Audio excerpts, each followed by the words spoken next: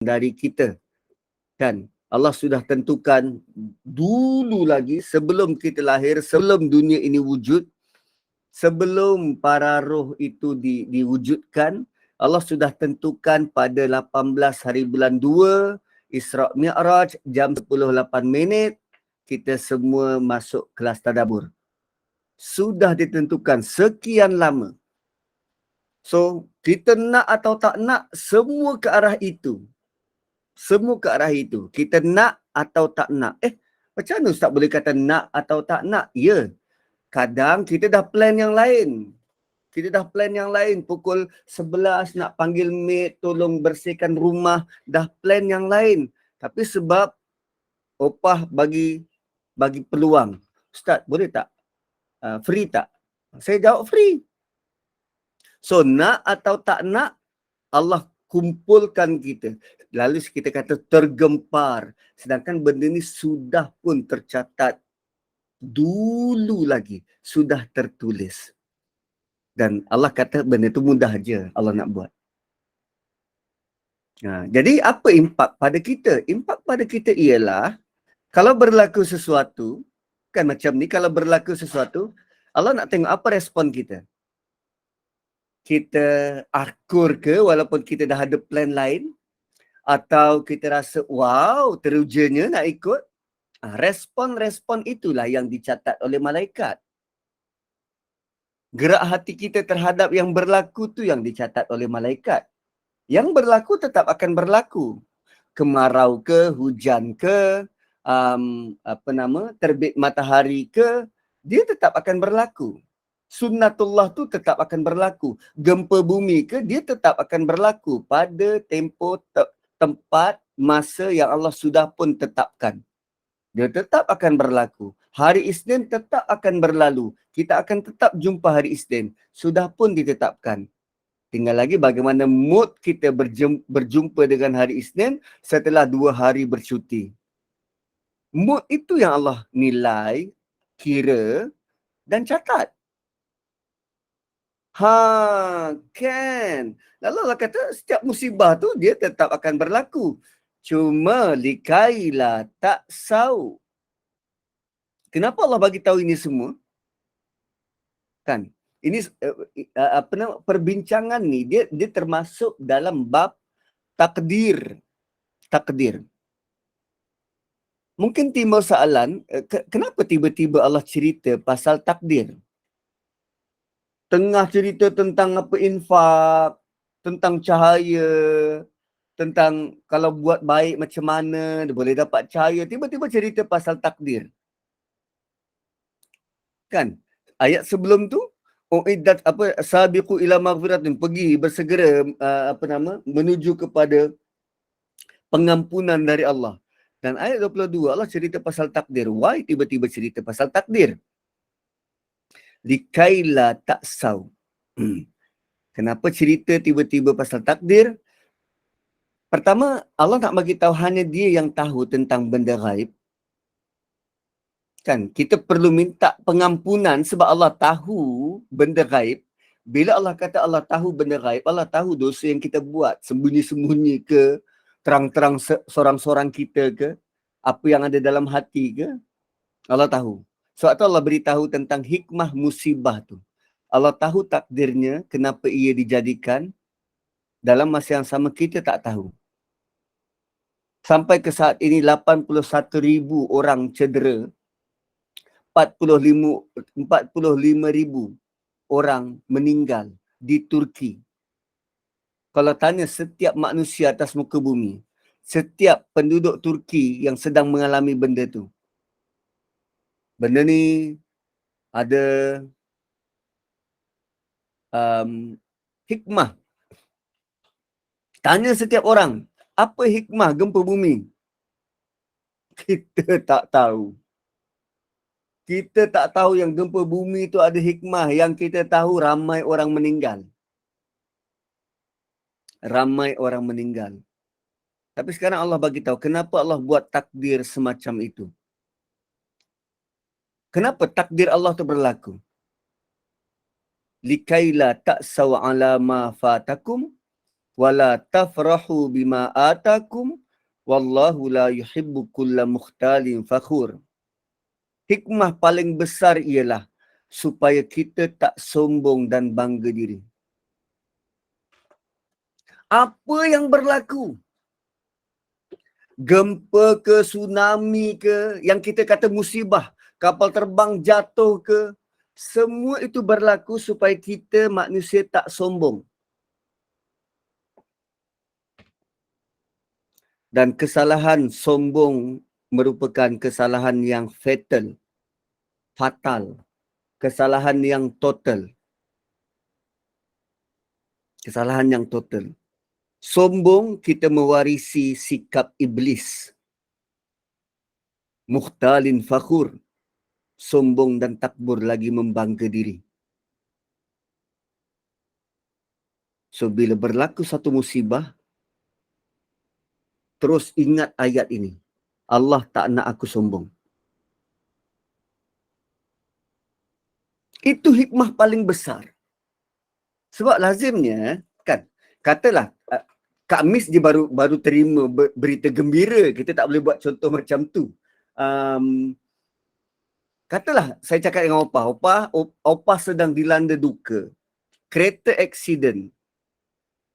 Kan kereta accident. Na'udzubillah. Contoh, Opah kereta accident.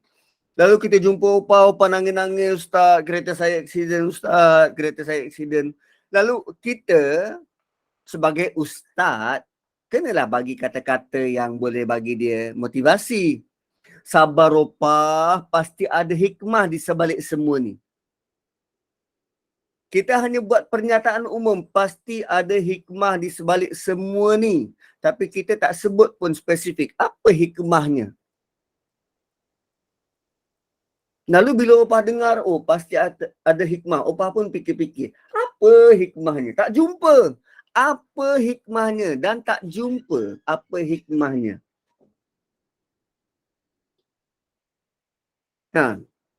Tak jumpa apa hikmahnya sebab kita bagi pernyataan umum. Apa hikmahnya?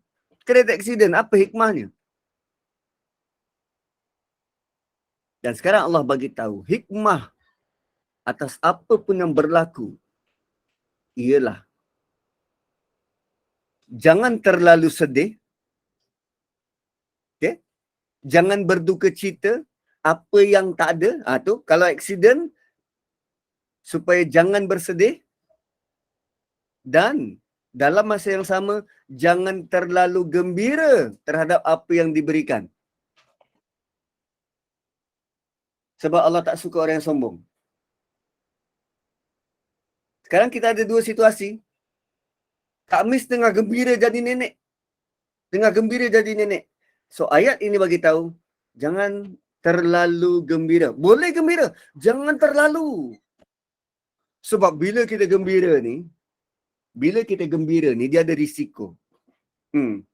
Bila terlalu gembira ni dia ada risiko. Risiko paling besar ialah tolong jangan buat keputusan. Kak Miss sekarang ni dalam tempoh ada rasa gembira ni, tolong jangan buat keputusan penting dalam hidup. Tu dia punya pantang. Sebab keputusan yang kita buat waktu kita terlalu gembira atau terlalu marah pasti berakhir dengan penyesalan. Ini teguran lembut dari Allah. Allah datangkan musibah, Allah datangkan di atas kan Allah sebab musibah. So rupanya musibah ni boleh datang dalam dua cabang. Benda yang kita suka, benda yang kita tak suka. Kalau benda yang kita tak suka, kereta accident. So jangan terlalu bersedih terhadap apa yang wafat daripada kita. Apa yang luput dari kita. Emas hilang ke. Jangan sedih sangat. Jangan terlalu bersedih. Setakat nangis, 2-3 air mata tu keluar nak tunjuk pada suami yang kita sayang benda tu sedangkan kita tak pakai pun. Kan barang kemas kita, katalah beli 20 kilo, yang kita pakai berapa kilo? Sekali kita keluar, kita tak pakai semua. Dan ada barang kemas yang kita simpan, dia tak pakai-pakai sampai wajib keluar zakat sebab tak pernah pakai setahun. Kan? So kalau hilang, biarlah dia hilang. Janganlah nangis. Kena nangis juga Ustaz, hilang kot. Saya ada jemaah yang dia bukan sekadar barang kemas dia hilang. Allah pernah uji dia, rumah dia dimasuki perompak tu letak pisau dekat leher dan perompak tu sedang rompak barang kemas dia, sedang masuk dalam beg. Dia nampak depan mata. Dan dia tak boleh buat apa-apa. Dia pernah kena macam tu. Dikailah tak sawa'ala ma'afatakum. Diberi musibah berulang kali, kadang sekali seumur hidup, supaya kita tidak bersedih hati dengan apa yang telah luput dari kamu. Sebab yang Allah hilangkan itu, yang Allah hilangkan itu ialah dunia dari kita. Yang Allah luputkan tu dunia. So Allah nak kita lihat, oh dunia ni boleh hilang, tak kekal. Nak sedih boleh, tapi jangan terlalu sampai mengogol. Hilang. 12 kilo. 12 kilo.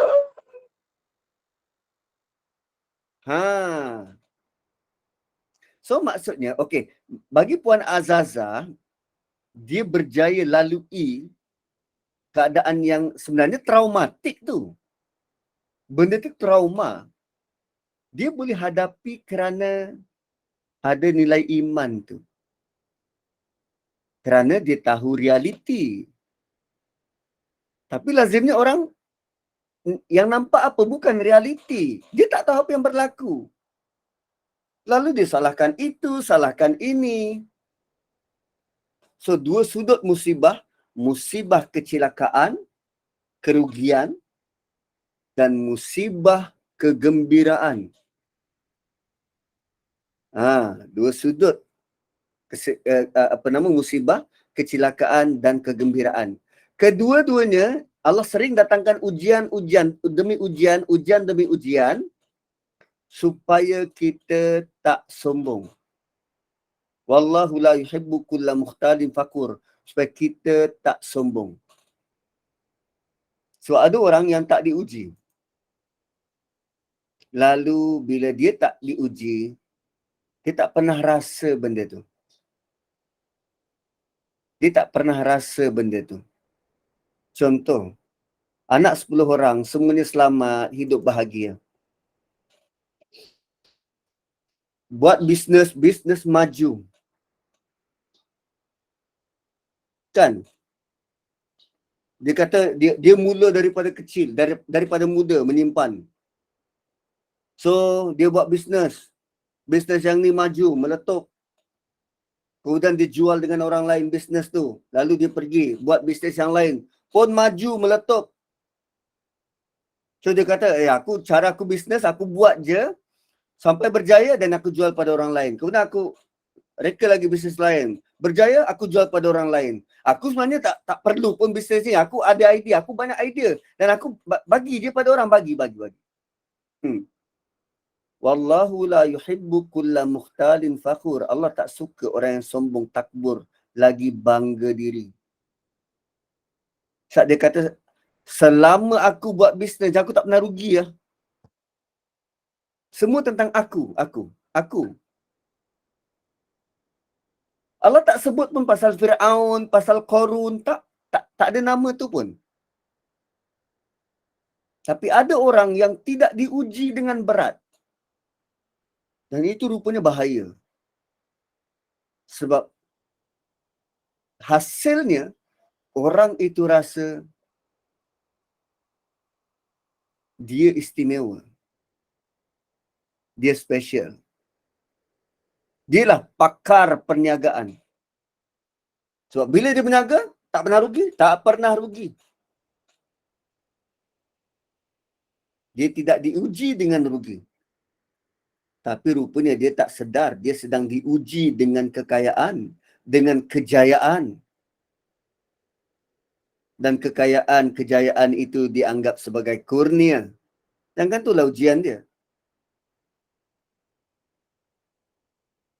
Sebab dua cabang ni tuan-puan, dua cabang ni dia ada hasil berbeza. Dua cabang ekstrim ni dia ada hasil berbeza. Kalau kita sentiasa diuji dengan kecelakaan, kemalangan, tu kan, dengan kebinasaan yang kita gelar sebagai musibah selama ni, bila sebut musibah, benda tak elok tu, bila selalu kita dapat itu, dia akan hasilkan orang yang putus asa. Tak perlulah aku hidup, tak payahlah. Kalau aku niaga, aku tak boleh lah. Aku fail lah, aku tak boleh lah berniaga ni. Memang bukan bidang aku lah. Putus asa. Putus asa. Dan bila yang satu lagi cabang, bila dia selalu diuji dengan kegembiraan, dengan kejayaan, demi kejayaan, demi kejayaan, demi kejayaan, dia akan jadi orang yang super confident. Dan bila dua ni berjumpa, yang ni cerita tentang kejayaan, yang ni cerita tentang kecelakaan. Yang ni tak akan memandang, tak akan rasa setakat engkau punya berjaya tu, maksudnya engkau tak cukup tough. Hidup aku lebih tough dari engkau. Sombong. Yang ini pula, Allah itu pun nak mengeluh. Aku boleh je kalau guna formula aku, engkau boleh je berjaya. Kau cuma kurang bijak je. Pun sombong. Masing-masing ada. Dan Allah kata, wallah, demi Allah. Dan Allah, la yuhibbu kulla mukhtalin fakhur. Allah tak suka orang yang sombong. Tak, tujuan Allah beri musibah tu supaya kita diuji. Supaya kita tetap teguh. Tak terkesan dengan apa yang berlaku. Kalau dapat ujian kesedihan, tak terlalu sedih. Kalau dapat ujian kegembiraan, tidak terlalu gembira. Tetap maintain, relax. Kita boleh tenang-tenang saja atas apa yang berlaku. Sebab pada masa ayat ini turun, keadaan umat Islam waktu tu lemah. Dan bila dia nak diuji dengan kuasa, kan, nak diuji dengan kuasa, kan, bila dalam keadaan lemah, dan mereka perlu pada pengorbanan semua orang untuk bangkit. So, mereka masih lagi dalam proses berperang menentang kufar, masih lagi dalam keadaan bahaya, boleh diserang bila-bila masa. Musyrikin Mekah sering mengintai-ngintai. Kan, orang-orang dekat sekitar tu berpihak dengan musyrikin Mekah. Ada pula bekerjasama. Kemudian ada pula musuh dalaman Yahudi dan Nasrani yang tak suka umat Islam. Maka waktu tu diorang rasa, teruk betul dihimpit kiri, kanan, atas, bawah, depan, belakang. Mana bantuan ni? Mana bantuan dari Allah ni? So Allah bagi tahu dalam ayat ni, Allah bukannya tak mahu, bukan tak tahu apa yang diorang lalu. Tapi semua itu Allah jadikan ujian, Allah uji untuk menempa kekuatan dan tabah. Bukan supaya jadi putus asa. Sebab dia ada garis halus antara tabah dan pasrah. Biarlah Tuhan nak buat macam tu, aku ikut je. Itu pasrah. Biarlah. Nak buat macam mana? Dah aku macam ni. Aku ikut je. Itu bukan sabar. Itu pasrah.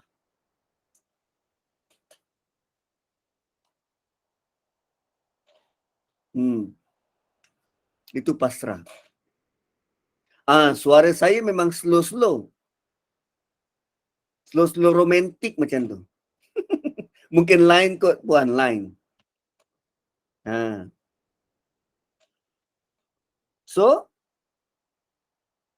sama macam kita, Allah bagi kita ujian daripada kecil tau, daripada kita mula lahir.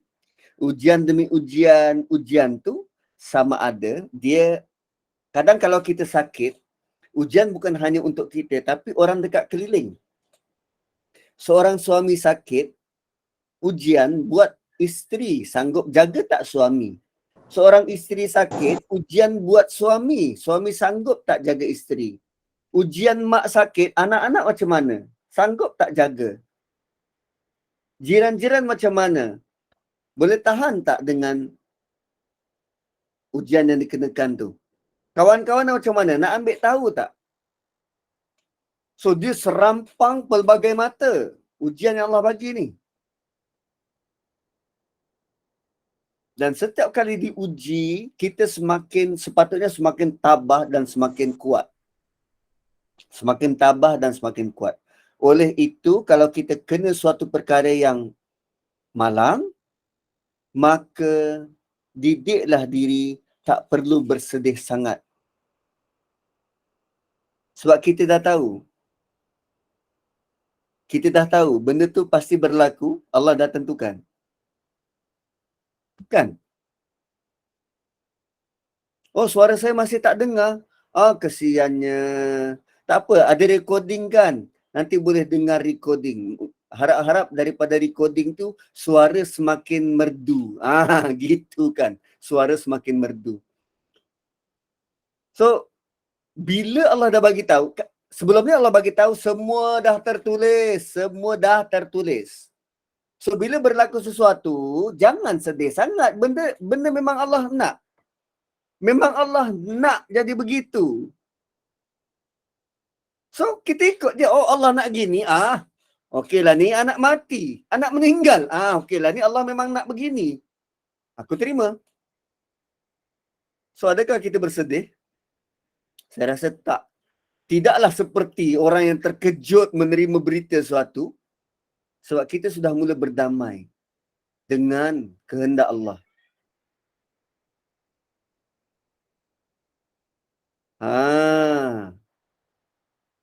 Dan orang yang memahami perjalanan qada dan qadar ni, qada dan qadar, ini beriman dengan qada dan qadar.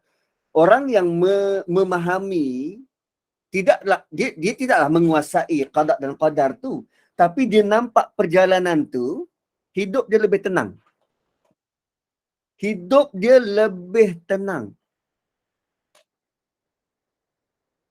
Saya ada pernah jumpa manusia macam tu, tuan-tuan. Hidup dia sangat tenang. Kita kelang kabut ni. Dengar berita tu kita kelang kabut. Bila tanya dia, kau tak rasa apa-apa ke? Bukan benda ni Allah dah tentukan ke? So, kenapa nak terkejut? Allah dah tentukan. Kalau ada rezeki aku di situ, Allah dah tulis rezeki aku berlari ke, aku berjalan ke, aku mengesot ke, aku tetap dapat. Relax sudah.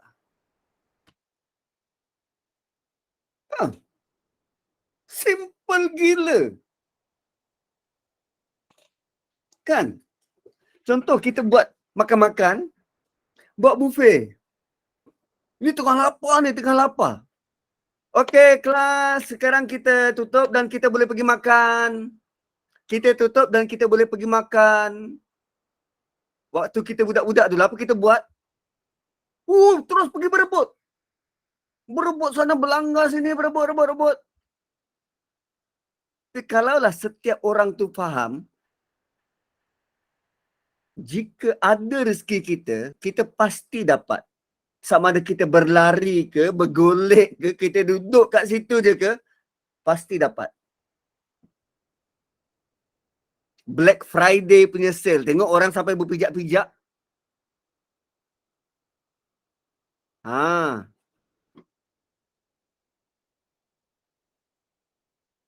So, benda ni sangat membantu. Kan kadang istilahnya apa? Tak sabar-sabar. Orang dah queue panjang, dia boleh potong line. Kenapa kena potong line? Kalau ada rezeki kau tetap juga sampai. Tetap sampai. Kenapa perlu terburu-buru?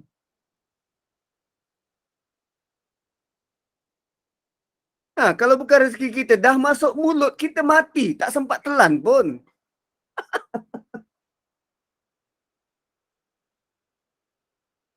Supaya ayat ni wajar. Ditulis tampal kat dinding. Dikailah tak sawa'ala ma fatakum. Supaya kita tak terlalu bersedih sangat kalau berlaku sesuatu. Dan tak gembira sangat kalau berlaku sesuatu. Bima atakum. Kalau kita diberi. Fir'aun tu, kenapa dia boleh terima Nabi Musa sebagai anak angkat? Sebab dia buat keputusan sewaktu dia tengah gembira mendukung baby Musa. Waktu tu Asiah tanya, bang, kita jadikan dia anak angkat? Dia senyum-senyum janggut. Waktu tengah gendong Nabi Musa. Itu seperti yang diceritakan oleh ahli tafsir. Dia buat keputusan waktu dia tengah gembira. Siapa yang tak gembira tengok baby tengah pencomel munggil macam tu? Oh, gitu. So, kemudian apa lagi? Kemudian wala tafrahu bima atakum. Okey, itu dah. Okey.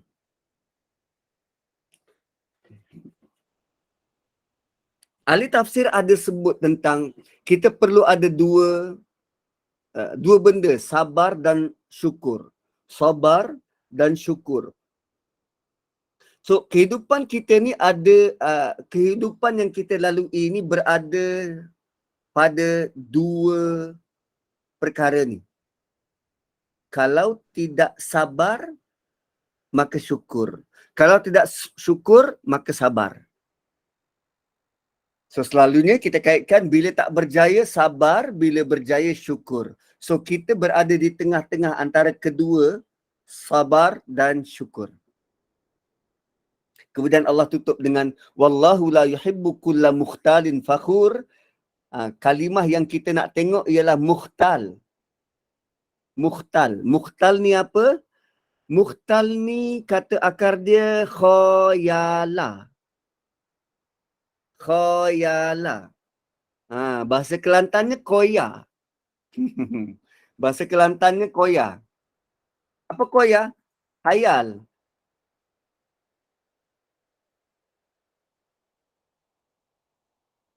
Boleh. Puan Nixon boleh. Ya Allah, jadikanlah keinginanku sama dengan kehendakmu. Sama dengan kehendakmu atasku. Boleh, boleh, boleh, boleh. So, kalimah mukhtal, kata akar dia khayal. Koya, koya. Tu kalau logat Kelantannya, dialek Kelantannya koya. Khayal. So, kita semua tahu, khayal tu apa? Allah tak suka mereka yang hayal dengan diri mereka. Dia hayal dengan rasa diri dia hebat. Sedangkan hayal tu perasaan je. Syok sendiri. Tu mukhtal. Syok sendiri. Mukhtal tu syok sendiri. Maka itulah yang berlaku kalau kita tak berhati-hati melihat takdir Allah. Kita jadi imam, orang seronok, orang suka puji itu ini, lalu kita lama-kelamaan rasa, tak ada orang lain dah yang boleh mengganti tempat aku. Aku je yang paling best, aku je yang paling tahu tadabbur. Penyakit tu tuan-puan, hinggap. So kalau kita tak baca ayat ni, tak tadabbur ayat ni, dia akan kekal, dia akan build, membesar dan membesar. Bukankah sangat bahaya Kalau saya dah berapa? 10 tahun, 20 tahun jadi imam masjid negara dan terkenal dengan orang yang paling pandai tadabbur ada dekat masjid negara tu, Imam Nazri tu. Bayangkan kalau perasaan yang asalnya tahun pertama, tahun kedua Allah bagi kelebihan tu dan kita buat dan kita build up, orang semakin kenal dan semakin kenal dan akhirnya kita rasa kita yang paling pandai. Wallahu la yuhibbu mukhtal. Allah tak suka orang yang hayal. Ingat kau seorang pandai. Dan ingat apa yang kau tadabbur tu bagus. Wow.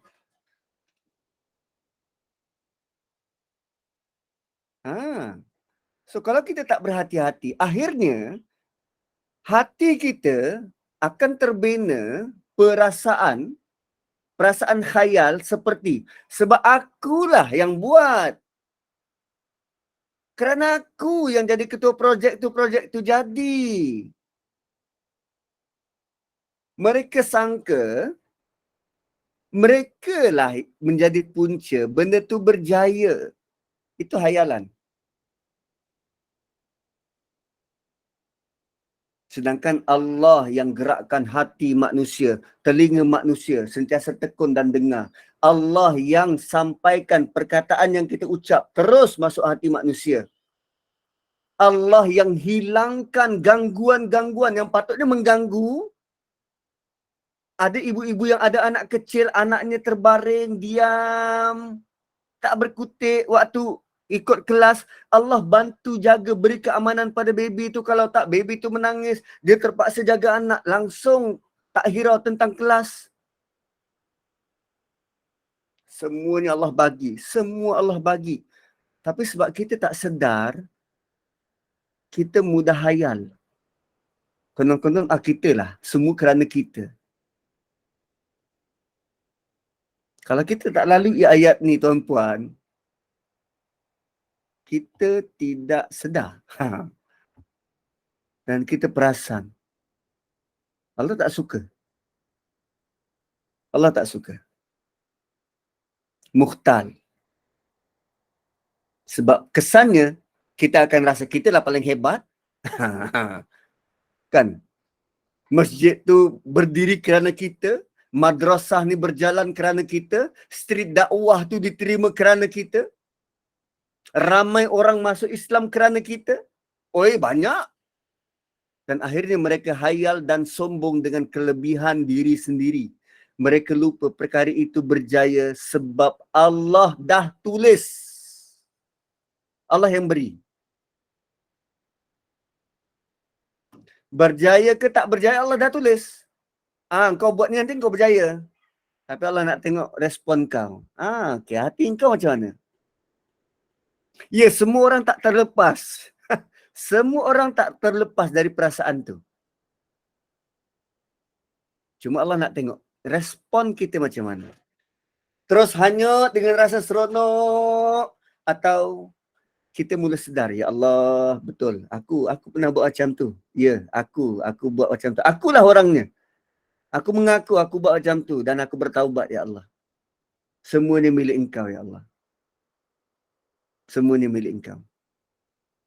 Bukankah bila kita dah tahu kita semakin down, semakin tenang.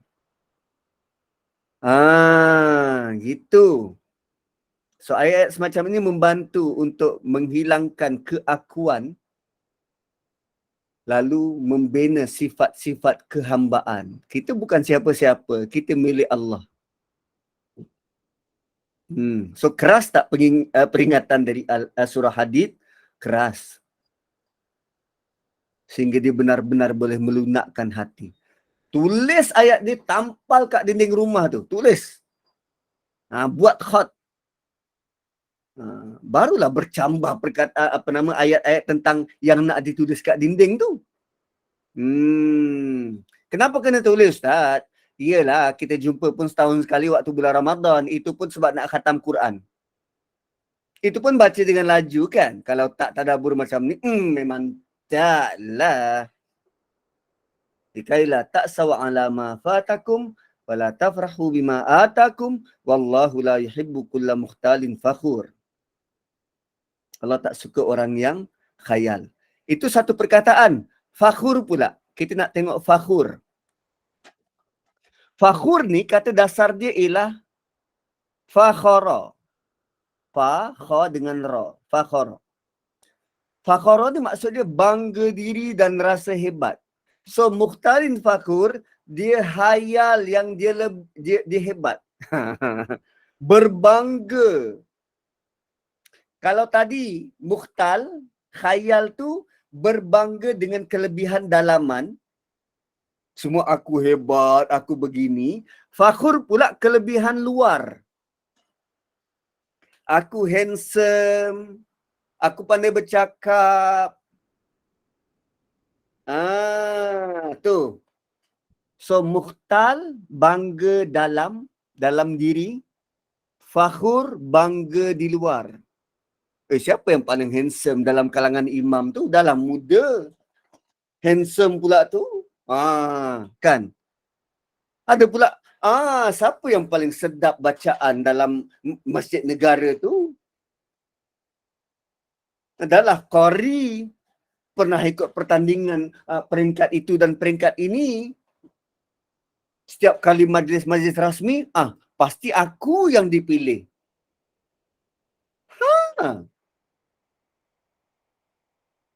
Dua-dua. Luar dalam, mukhtal, fakhur. Allah tak suka. Allah tak suka. Hancurlah. So, kedua-dua mukhtal dan fakhur ni ujian kepada manusia. Memang perasaan itu akan datang. Tanpa usaha pun. Tanpa usaha. Dia akan datang. Tanpa kita paksa. Dia akan datang sendiri. Datang pula dengan siapa? Dengan syaitan. Datang dengan syaitan, dengan bisik. Wah, kau kan bagus. Kau tengok. Mana ada orang lain? Kau je. Mana ada orang lain? Orang tengok-tengok. Kau seorang je tau. Kau seorang je. Tak ada orang lain dah. Dia datang sendiri. Dan kita perlu tolak. Dan benda tu sentiasa. Keep on repeating. Syaitan mana pernah MC?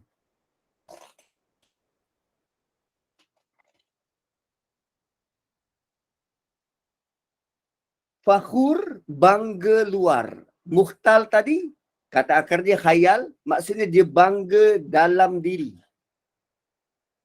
Ujub, sum'ah, ria'ah tu mukhtal. Bangga dari dalam. Fakhur, bangga dari luar.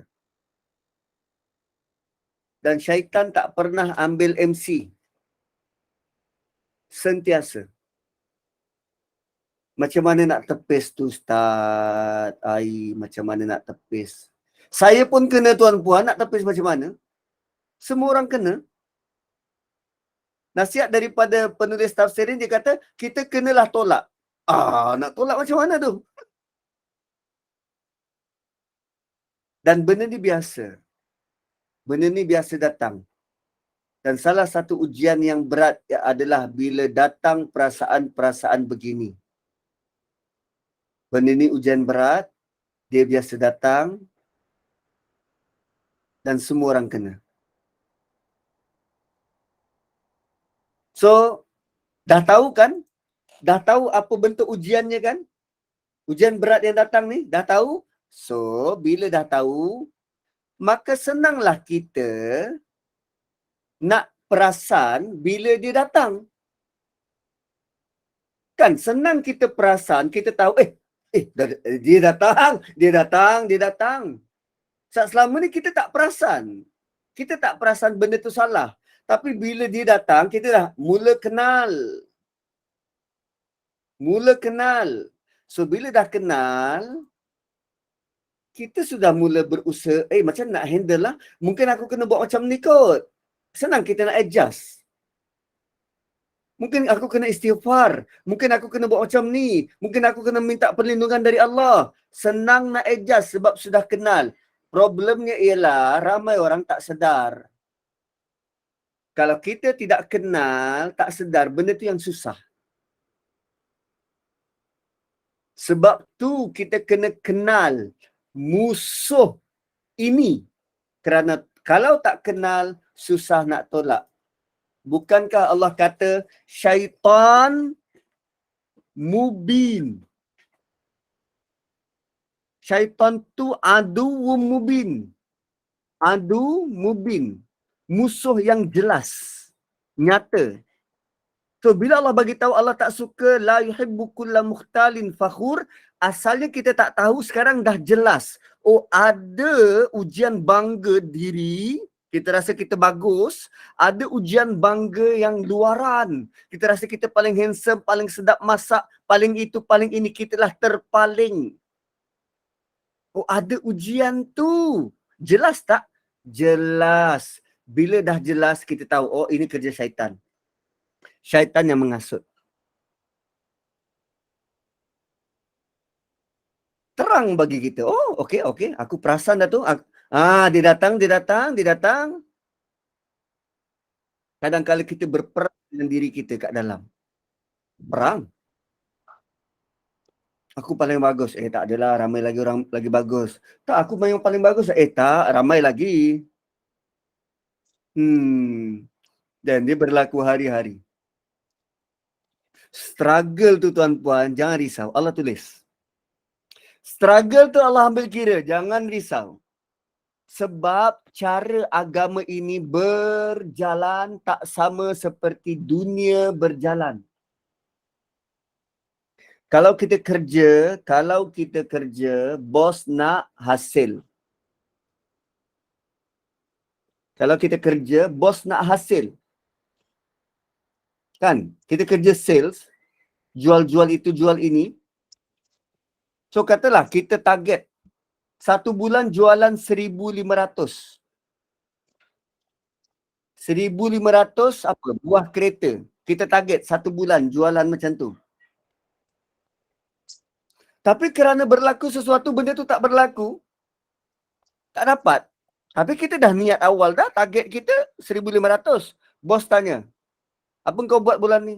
Saya pernah target bos, bulan ni saya target saya jual 1,500. Tapi tak terjual. Dalam agama, kita niat tu, target niat, sudah dapat pahala. Sudah diberi ganjaran. Sudah dapat pahala, sudah diberi ganjaran. Belum capai lagi, baru niat. Satu beragama ni, Allah buka ruang seluasnya. Hampir mustahil kalau kita tak boleh buat baik. Hampir mustahil. Tapi sebab kita tak nampak, maka dia tak jadi jelas. Dan bila Puan Azazah kata perang dengan nafsu, kita sedang perang dengan nafsu lah tu. Nafsu nakkan kebanggaan dari dalam dan nafsu rasa kita yang paling hebat di luar. Mukhtalin fakhur ni nafsu lah, kehendak kita. Kehendak kita. Dan nafsu ni hanya Nabi SAW sahaja yang Allah Subhanahu Wa Taala tundukkan. Yang lain tak, lepas bebas. Pandai-pandai kita lah nak kawal.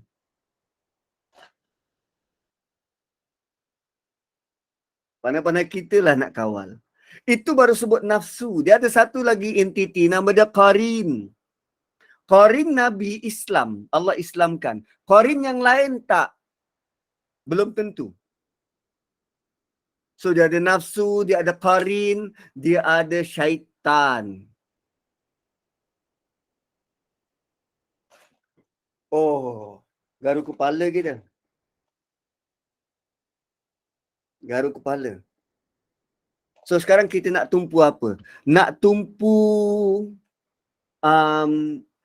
badan kita sihat, lalu kita kena berlari setiap petang konsisten 5 km satu hari, atau kita nak mengurus kembali melihat keinginan kehendak nafsu kita yang begitu buas ni. Kan? Nak sibukkan tentang makeup muka kita hari-hari, atau kita nak menguruskan yang ini ni, yang Yang nafsu ni. Jeng jeng jeng. Oh, by the way, ayat 23 Allah sebut fakhur. Macam pernah kita lalui perkataan fakhur ni. Kat mana? Kat mana? Kat mana? Kat mana? Ada tak? Ada tak? Ada tak? Ada tak? Ada tak? Fakhur. Oh, tafakhurum bainakum. Bermegah-megah antara kamu. Loh, Allah dah sebut awal dah. Ah, ah, ah. Lat 2 ayat je. Mukhtalin fakhur. Fakhur kat sini 23. Lat 2 ayat je. Allah, Allah, Allah, Allah. Wallahu la yuhibbu kulla mukhtalin fakhur. Bermegah-megah di luar dan di dalam. Di dalam dan di luar. Okey. Kita pergi ayat seterusnya.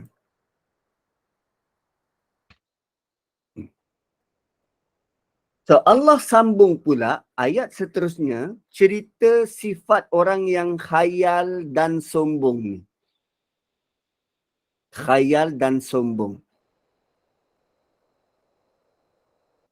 Allah sambung sifat orang yang khayal dan sombong ni, ada lagi sifat yang lain. Apa dia? Pelihara diri dari sifat bakhil. Hati kita ni kalau tak dilatih, dia tak akan jadi. Dia tak akan jadi pemurah. Kalau tak dilatih untuk jadi pemurah, dia tak akan jadi pemurah. Dia akan menjadi sebaliknya, kedekut. Sebab hayal dan sombong tadi, dia berkisar tentang diri dia. Aku ini, aku ini, aku ini, aku begini, dan membawa kepada ini milik aku. Ini aku punya. Aku tak nak bagi. Ini aku punya. Kedekut. Aku tak nak bagi. Kalau daripada awal tadi, oh ini Allah bagi. Ini Allah punya. Kecantikan ni Allah bagi. Ini Allah punya, kan? Dari awal Allah punya dan diberi harta. Oi, ini Allah punya. Ini Allah bagi pinjam je. Dia jadi tak kedekut? Tak.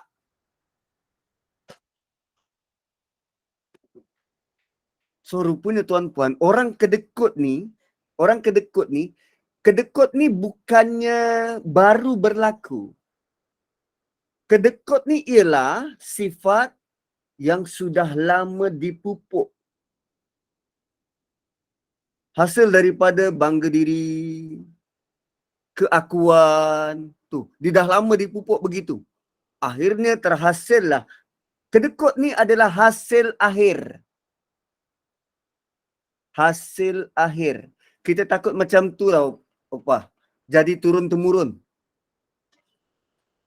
Kita takut macam tu. Jadi turun-temurun.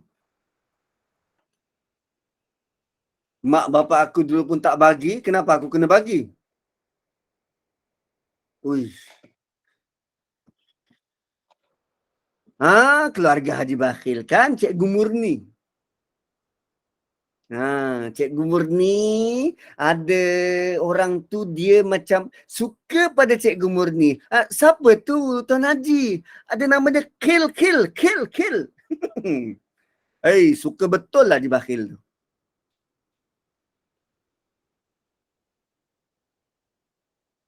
Ya, memang ada.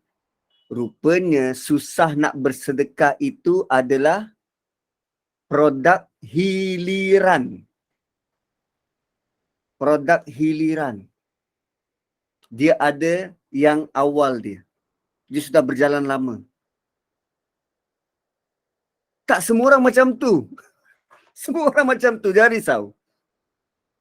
Saya pun macam tu. Tapi bila kita baca Quran, kita mulalah faham. Okey, oh macam ni. Oh macam ni jalan keluar dia. Oh pemurah ni kena dilatih. So aku berlatih dari sekarang lah. Dia tak kira kecil ke besar. Yang penting buat. Dilatih. Dilatih ni perlu latihan. Latihan ni perlu selalu. So sebaiknya dari kecil. Dan yang tua pun belum terlambat. Begitu. Dilatih. Dilatih. Dan kedekut tu sifat manusia. Cuba kita tengok kanak-kanak. Asal sifat mereka adalah kedekut. Anak kita mana dia nak bagi pinjam mainan dia pada orang? Tak nak kongsi. Tak nak kongsi. Lagi-lagi kalau ada anak jiran yang ikut mak dia datang rumah kita, dia saja tunjuk mainan dia depan anak jiran tu. Sedangkan hari-hari biasa, sumpah dia tak main pun. Hari-hari biasa dia tak main pun. Dia sepah-sepah je. Tapi bila ada anak jiran datang, oh dia saja bawa dia pergi apa, kapal terbang ke apa ke, dia saja tayang-tayang. Aku ada. Tapi aku tak nak kongsi. Aku ada dengan muka tu. Nah, so itu tuan-puan boleh tengok TikTok Ryan Bakery. Dia selalu mengimbau balik zaman kanak-kanak tu kan. Dia pandai betul buat. Dengan memek muka, dengan saja nak tunjuk.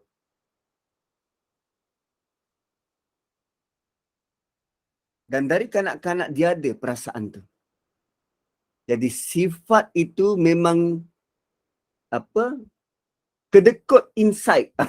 Kalau dalam komputer tu Intel Insight kan. Tu kedekut insight. Sifat kedekut tu dah ada. So kita kena ubah. Kena latih, kena belajar. Bukan hanya anak, kita. So kita kena galakkan diri kita. Kita kena galakkan diri kita, bukan galakkan orang lain. Pedulilah orang lain tak nak buat. Kita kena galakkan diri sendiri. Dan perlu ada latihan. Dia bukan automatik. Nanti kalau aku dah pencen, aku nak mendermalah macam mak aku buat. Tak akan. Kalau kita tak mula dari sekarang, dia tak akan jadi akhlak. Kalau tunggu, dia memang tak datang. So, kena ikhtiar. Jika tak berlatih, kita akan terus bakhil sampai bila-bila. Sebab sifat bakhil ni, barang yang tak ada harta pun dia boleh kedekut. Barang tu tak ada nilai, tapi dia boleh kedekut. Tak nak bagi pada orang. Tak nak sampai bila-bila. Betul, ada anak-anak yang suka bagi barang sebab dia tengok orang tua dia. Dia tengok orang dekat keliling dia. Kalaupun dia tak tengok mak bapak dia, dia tengok nenek dia, atuk dia. Ada yang suka bagi barang? Dan ada pula terlalu suka bagi. Semua dia bagi. Semua dia bagi. Tak ada untuk dia. Yang tu kena kawal lah. Kena ajar juga. Barang ini jangan bagi semua. Kalau ada 3, jangan bagi 3. Bagi 1,5.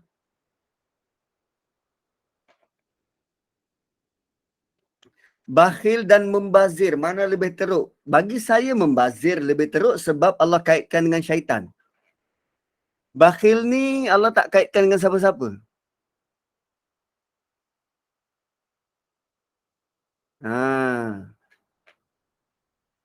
Kalau ada yang pemurah tu, galakkan. Bila dah mati, hartanya masih berlambak, kuburkan sekali dia dengan harta dia. Dia ada jawab. Kan nak sangat kan? Nak sangat. Biar ni cincin emas dulu kau. Ambil. 2-3 hari lepas tu, orang pergi korek ambil, curi. Curi depan mata dia waktu dia tak boleh nak buat apa-apa. Kawos. Rasa macam puas macam tu kan.